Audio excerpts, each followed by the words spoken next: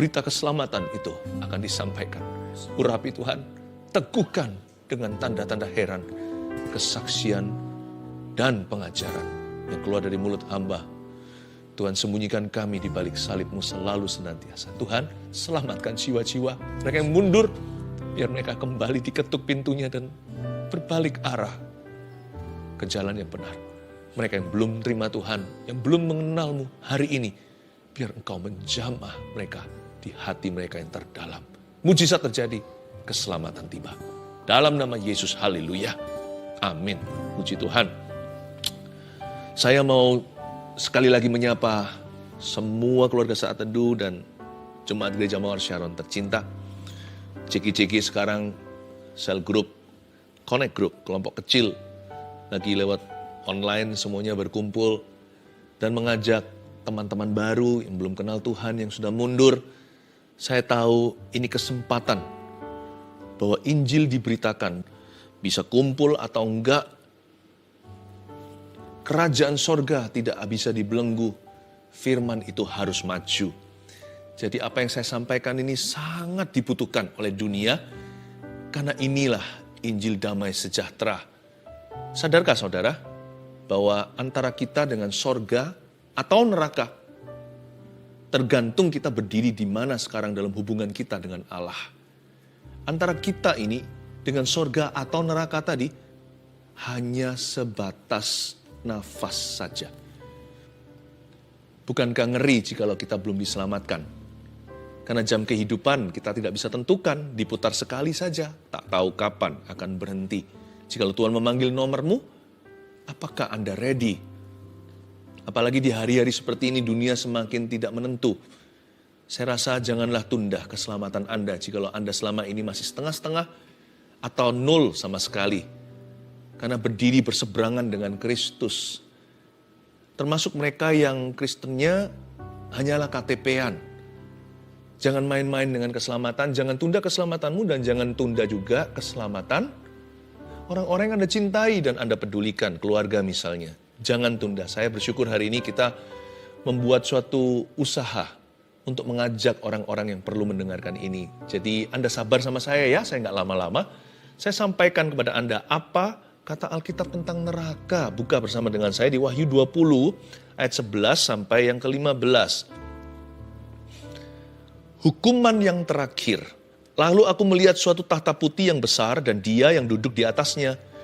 Dari hadapannya lenyaplah bumi dan langit dan tidak ditemukan lagi tempatnya. Dan aku melihat orang-orang mati besar dan kecil berdiri di depan tahta itu. Lalu dibuka semua kitab. Dan dibuka juga sebuah kitab lain, yaitu kitab kehidupan. Dan orang-orang mati dihakimi menurut perbuatan mereka, berdasarkan apa yang ada tertulis di dalam kitab-kitab itu.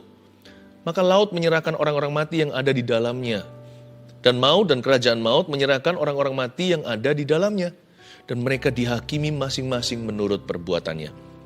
Lalu maut dan kerajaan maut itu dilemparkanlah ke dalam lautan api, itulah kematian yang kedua, yaitu lautan api. Dan setiap orang yang tidak ditemukan namanya tertulis di dalam kitab kehidupan, ia dilemparkan ke dalam lautan api itu. Bolehkah saya ajak semua kita, sekalipun saya nggak bisa dengar suara Anda, Tuhan mendengarnya. Di ayat 15 kita baca bersama ya dengan suara keras. 1, 2, 3. Dan setiap orang yang tidak ditemukan namanya tertulis di dalam kitab kehidupan itu, ia dilemparkan ke dalam lautan api itu. Pernah mendengar lagu Amazing Grace? Itu lagu nggak bisa kadaluarsa.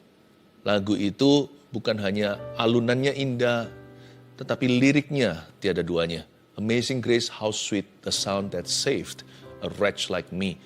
Kasih karunia yang amazing itu, yang luar biasa menakjubkan, yang menyelamatkan orang berdosa, pendosa yang jahat seperti saya.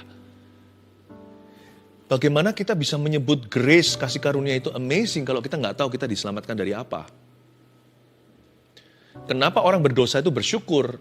Karena dia sadar bahwa dosanya itu tak terhingga, begitu saja dihapuskan oleh darah anak domba.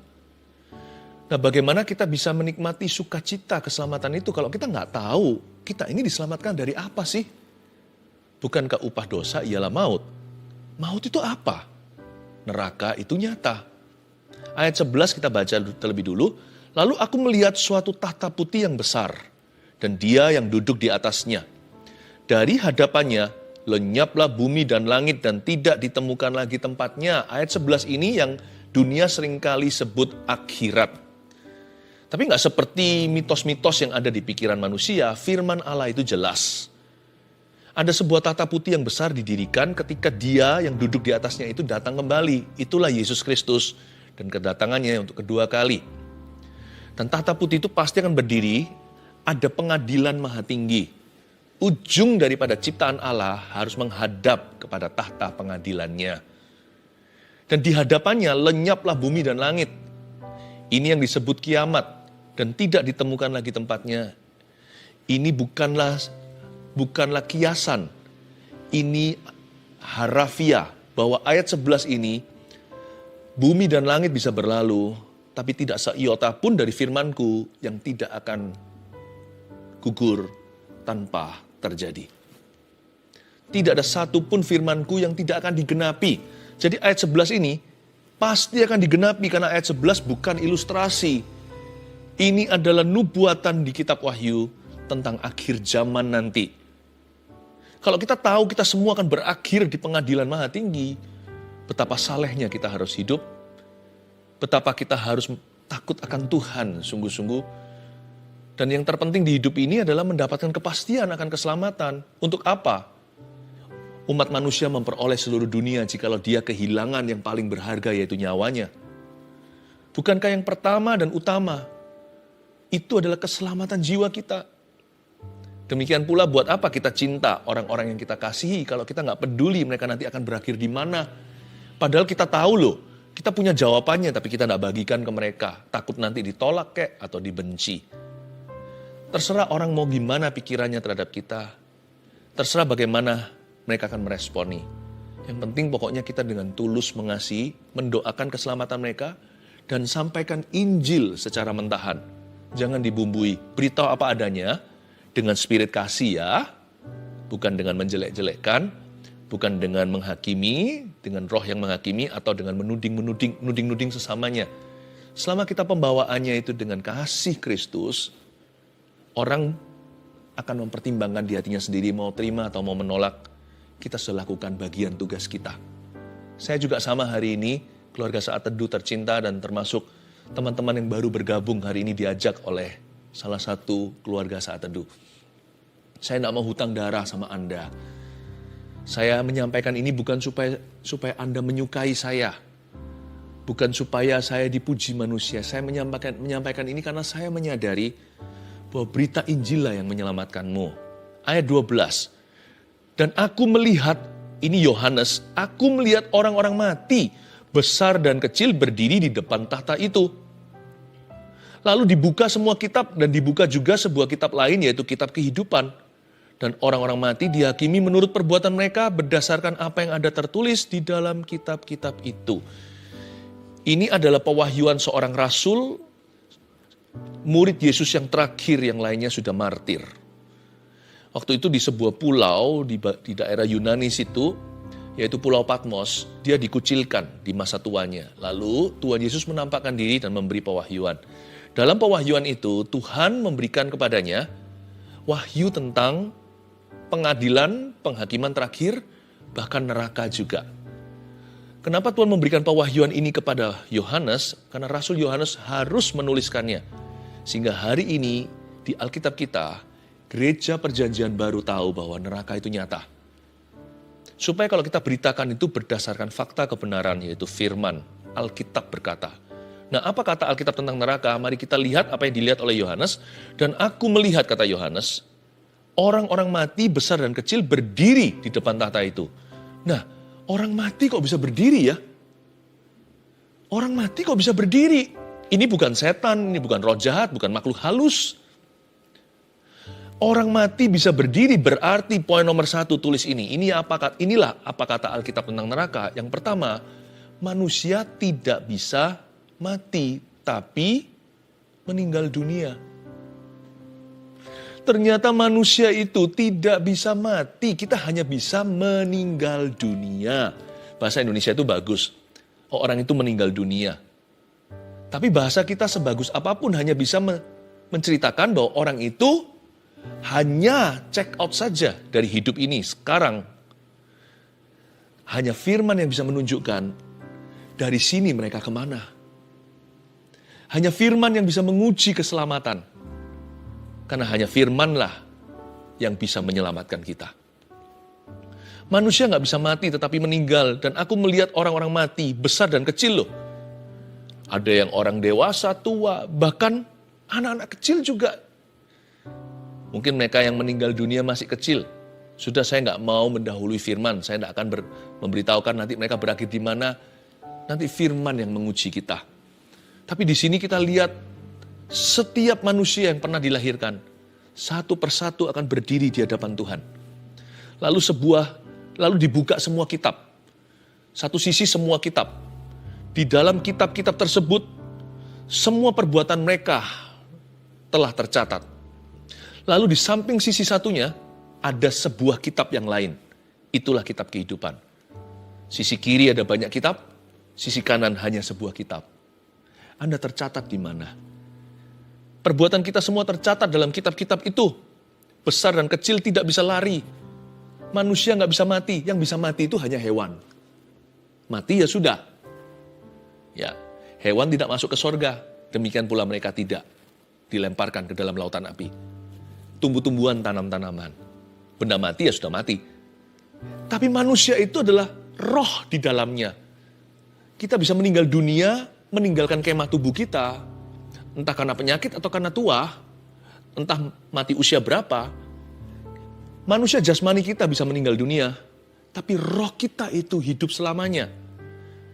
Manusia itu adalah makhluk yang kekal. Jadi jangan kira setelah kita meninggal, lalu kita lenyap begitu aja. Karena firman Tuhan tidak berkata begitu. Jangan sampai kita berharap setelah itu kita bisa lari. Semua dosa yang kita lakukan tidak perlu dipertanggungjawabkan. Demikian pula segala sesuatu yang baik dan benar yang kita lakukan itu tidak mungkin tanpa pahala. Sebab Alkitab dengan sangat jelas mengatakannya, pengajaran Yesus berkali-kali mengutarakannya. Lalu dibuka semua kitab. Manusia itu nggak bisa mati ternyata. Detik kita itu menghembuskan nafas di sini terakhir kali. Kayaknya nggak sampai 1 detik. Ini bahasa manusiawinya. Kita langsung melek mata di sebelah situ. Dan terlambat sudah jikalau waktu itu Anda mempersiapkan diri. Karena Alkitab mengatakan dengan sangat gamblang bagi setiap orang hidup hanya sekali. Setelah itu, penghakiman. Ayat yang ke-12, sekarang ayat 13 ya. Maka laut menyerahkan orang-orang mati yang ada di dalamnya. Bahkan orang yang mati di dalam laut, tenggelam, kecelakaan kapal, atau apapun, gak ada satupun arwah bisa lari loh. Anda lihat orang mati, besar kecil, tua muda, kaya miskin, berdiri di tata itu. Rakyat, jelata, maupun raja-raja, pembesar-pembesar di bumi, semua berdiri di hadapan Sang Maha Kuasa yang mulia. Kita semua sama saja, hanyalah orang berdosa. Tinggal kita waktu itu sudah membawa darah Yesus atau belum? Apakah ada Yesus dan pengorbanannya di dalam jiwa kita? Dan orang mati itu satu persatu tidak bisa melarikan diri, mereka akan diadili. Laut pun menyerahkan orang mati yang ada di dalamnya. Dan maut dan kerajaan maut menyerahkan orang-orang mati yang ada di dalamnya. Dan maut kerajaan menyerahkan orang mati yang ada di dalamnya dan mereka dihakimi masing-masing menurut perbuatannya. Poin nomor 2, apa kata Alkitab tentang neraka? Gini, setiap orang akan diadili tanpa kecuali. Tulis itu. Jadi tidak ada satu apapun juga yang Anda bisa bawa di bumi ini yang bisa menjadi tameng Anda nanti. Bahkan ibu kita, mama yang melahirkan kita pun tidak bisa membela kita. Karena mereka, setiap manusia akan berdiri sendirian. Engkau datang ke bumi ini sendiri, Anda dan saya akan dipanggil sendirian di hadapan Tuhan. Uang, posisi, pangkat kita, pengaruh, koneksi, tak bisa menyelamatkan kita. Demikian pula, sadar nggak? Perbuatan kita, perbuatan baik kita, kalau itu kita lakukan di luar Kristus, mana bisa kita menyuap Allah untuk mengampuninya karena perbuatan amal kita. Bisakah seorang kriminal setelah dia membunuh atau mencuri, lalu dia berkata, aku akan kosek WC, aku akan bersihkan seluruh kota, semoga bisa diampuni? Gigi ganti gigi, mata ganti mata, nyawa ganti nyawa. Bukankah firman Tuhan berkata, setiap manusia telah jatuh dalam dosa dan kehilangan kemuliaan Allah, Roma pasal 3 ayat 23. Bukankah dilanjutkan di Roma pasal 6 ayat 23 bahwa upah dosa ialah maut? Tapi aku dosa apa? Dosa itu nggak tentu harus membunuh. Karena Allah itu maha suci, tidak mungkin kita bisa masuk ke sorganya. Dengan kesalehan kita sendiri, bahkan agama pun tidak bisa menyelamatkan. Siapa bilang roh agamawi itu bisa membawa kita jauh dalam hadirat Tuhan? Nggak bisa. Yang satu-satunya yang bisa menyelamatkan kita ya pengorbanan. Nyawa ganti nyawa, hanyalah dalam Kristus, bukan nyawa kita gantinya. Nyawanya ganti. Nyawa Kristus, nyawa Tuhan di Kalvari, di Golgota, dia dibunuh, disalibkan sebagai orang yang tidak berdosa. 100% manusia, lahir dari seorang wanita, tidak punya ayah biologi karena bukan lahir dari persetubuhan laki-laki dengan perempuan. Maria belum menikah, tidak dari sperma bayi Yesus di palungan. Tapi lahir dari seorang wanita, manusia seperti kita. Tanpa dosa, namun 100% Allah, karena kita semua lahir dari sperma. Tuhan tidak dari benih mana-mana. Bapa di sorga. Roh Kudus yang menaungi perut Mary atau Maria itu. Dialah 100% Allah yang menjelma menjadi manusia. Nyawanya ganti kita. Dialah domba yang paling sempurna yang bisa disembelih sebagai korban. For you and me, untuk Anda dan aku. Saya sebagai pendeta tidak bisa tanggung Anda. Karena nanti saya juga akan berdiri sendirian. Saya hanya bisa beritakan firman. Lakukan kehendak Tuhan sesuai panggilan. Nanti saya akan kembali kepada pahalanya jikalau saya setia. Sampai akhirnya. Kita semua tidak bisa saling menanggung. Hanya satu juru selamatmu Yesus. Jangan kira dengan amal sosial agamawi kita bisa diterima di sorga. Nggak bisa. Nggak bisa.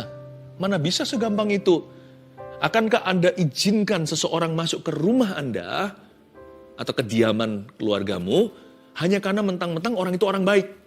Anda harus kenal bukan? Makanya Yesus berkata di sebuah perumpamaan, nanti pada waktu pengadilan terakhir, Yesus kan berkata kepada orang-orang yang ditaruh di sisi kambing, kanannya domba. Yesus berkata, enyahlah kamu, aku tidak mengenalmu, hai kamu pembuat-pembuat kejahatan. Kata yang penting di sini adalah aku tidak mengenalmu. Tuhan maha tahu, tapi Tuhan tidak mengenalmu. Berarti kan gak pernah ada hubungan. Satu-satunya yang bisa menyelamatkan adalah hubungan dengan Allah. Dan itu hanya bisa terjadi lewat darah anak domba Allah. Yesus Kristus namanya. Yesus bukan sebuah agama yang ditawarkan. Yesus itu Immanuel, Allah beserta.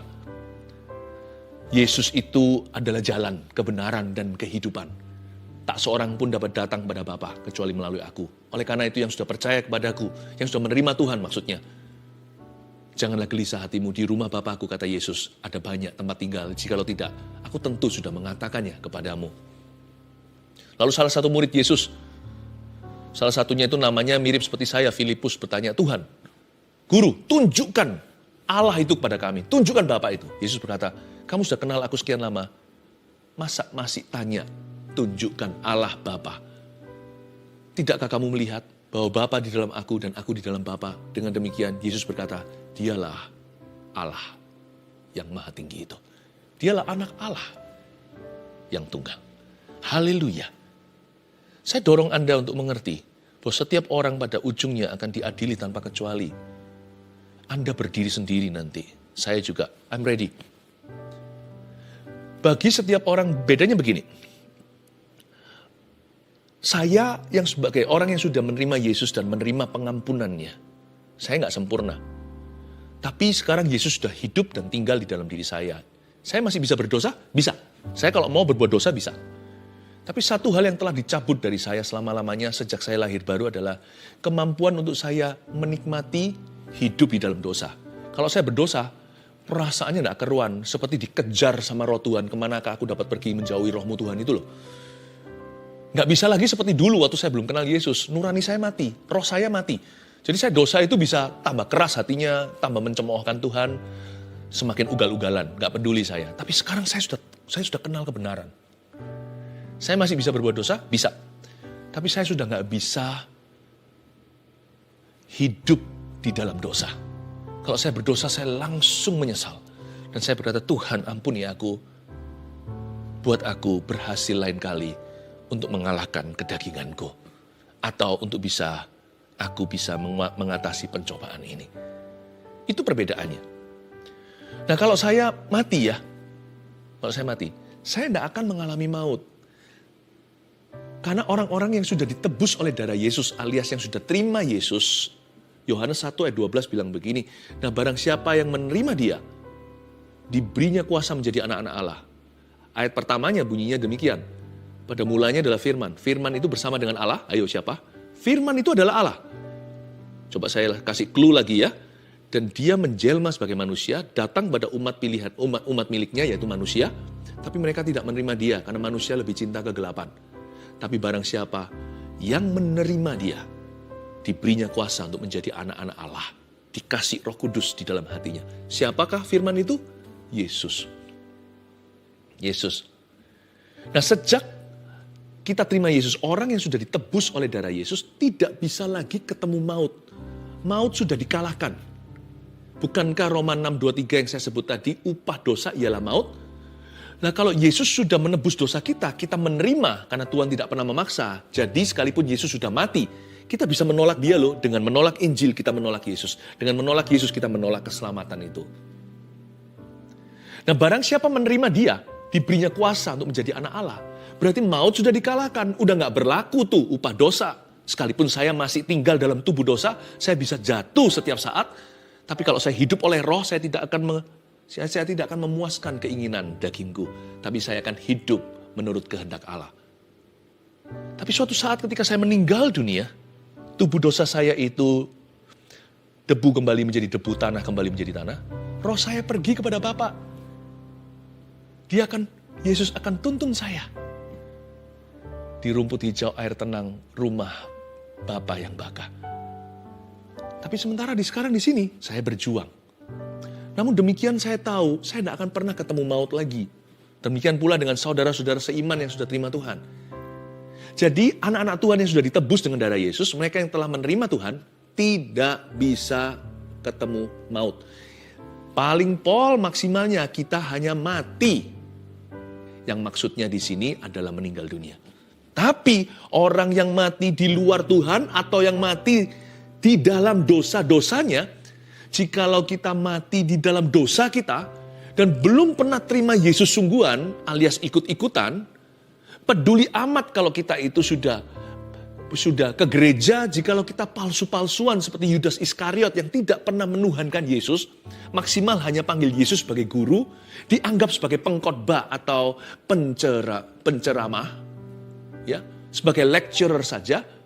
Orang-orang yang mati di luar Kristus ini, mereka bukan hanya mati atau meninggal dunia, mereka masuk maut. Saya bersyukur satu hal berkat terbesar di hidup saya adalah namaku sudah tertulis dalam kitab kehidupan, maut sudah dipisahkan. Tapi orang-orang yang belum terima Yesus atau yang pura-pura dan palsuan, maka kalau orang-orang itu mati alias meninggal dunia, mereka bukan mengalami kematian. Mereka mengalami maut. Saya tunjukkan di ayat berikutnya. Kita lihat ayat 13. Maka laut menyerahkan orang-orang mati yang ada di dalamnya. Dan maut dan kerajaan maut menyerahkan orang-orang mati yang ada di dalamnya. Dan mereka dihakimi masing-masing menurut perbuatannya. Di dalam ayat 13 ada beberapa kata-kata penting. Maka laut menyerahkan orang-orang mati yang ada di dalamnya. Lalu lihat ini. Dan maut. Maut saat ini saya sudah jelaskan ya, maut tidak sama dengan mati. Orang mati dalam Tuhan tidak alami maut. Tapi yang di luar Tuhan bukan mati saja, tapi mengalami maut.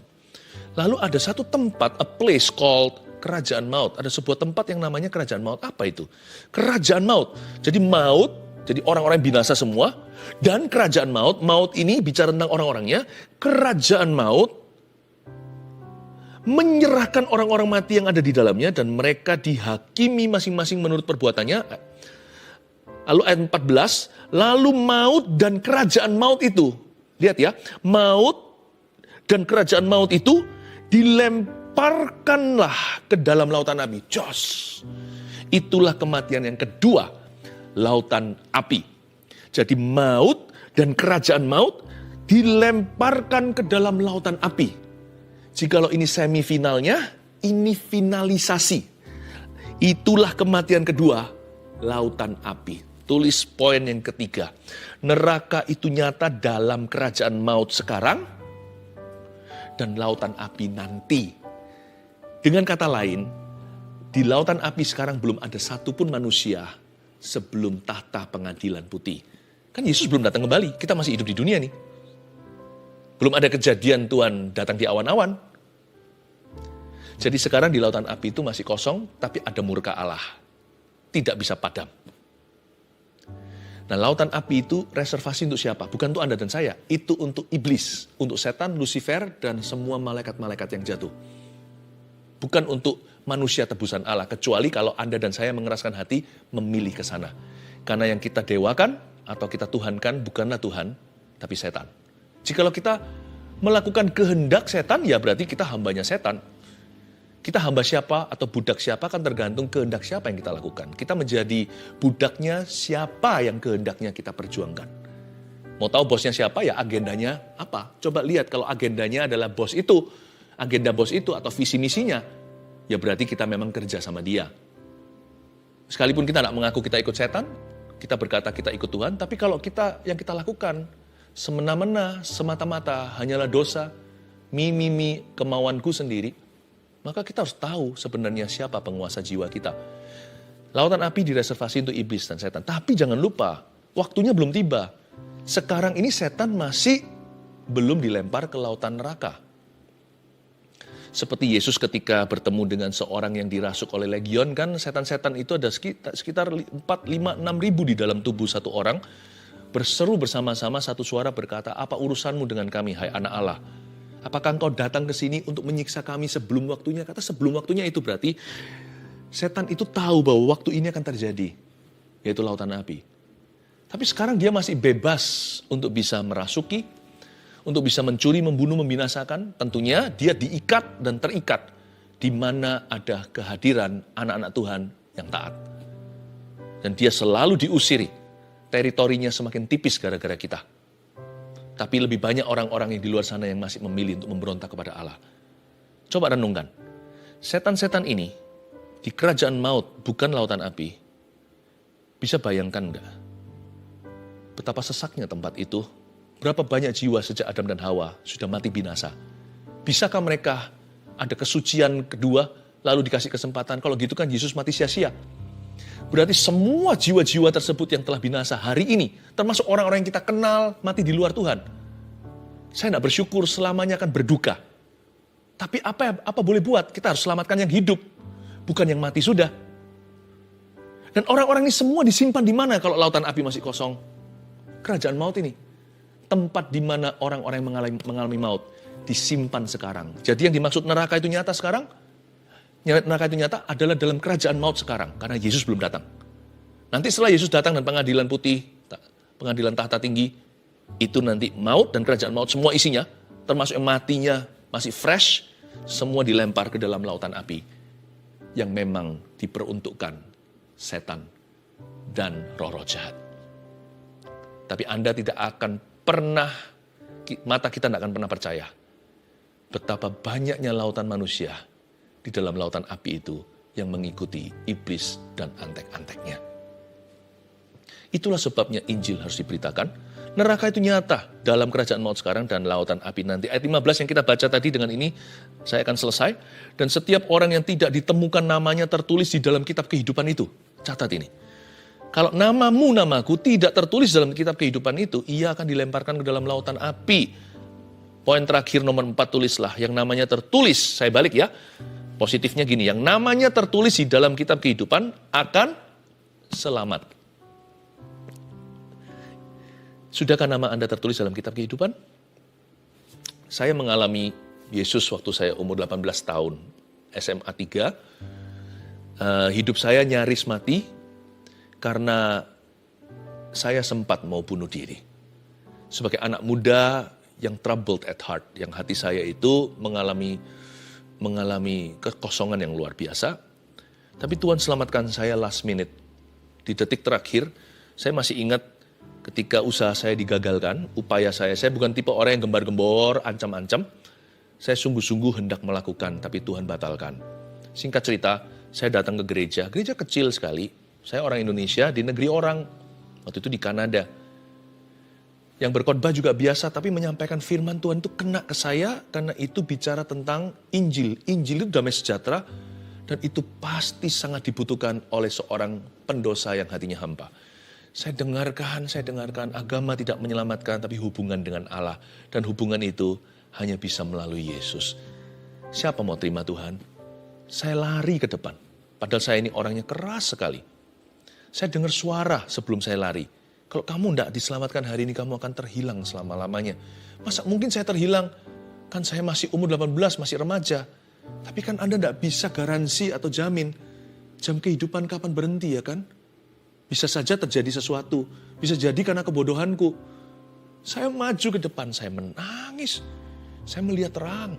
Di balik terang itu ada suara audible, suara nyata. Seorang bapak berkata, seorang pria, suaranya berat tapi lembut sekali. Aku Yesus dan aku mengasihimu. Saya nangis. Saya lihat kanan kiri saya, kok jadi samar-samar? Karena saya lihat terang. Saya nggak tahu cerita-cerita gituan. Saya nggak baca Alkitab waktu itu. Saya nggak tahu Paulus juga pernah lihat terang. Ada banyak insiden di mana kejadian orang itu encounter Jesus. Nggak harus Anda mengalami sesuatu yang begitu supranatural atau sensasional. Tapi intisarinya adalah saya dengar Injil dan percaya. Pengalaman itu menyusul, bisa iya, bisa beda.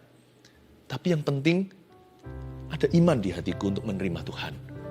Dan hari itu saya menerima Yesus.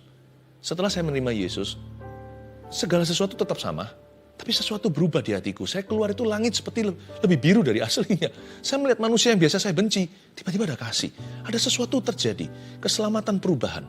Saya nggak bisa jelaskan. Lalu bergulir waktu, ya kan? Saya tahu nama saya tertulis dalam kitab kehidupan, tapi saya masih belum mau dibaptis. Karena waktu saya kecil umur 6 tahun, saya pernah dibaptiskan. Karena itu ritual dan liturgi.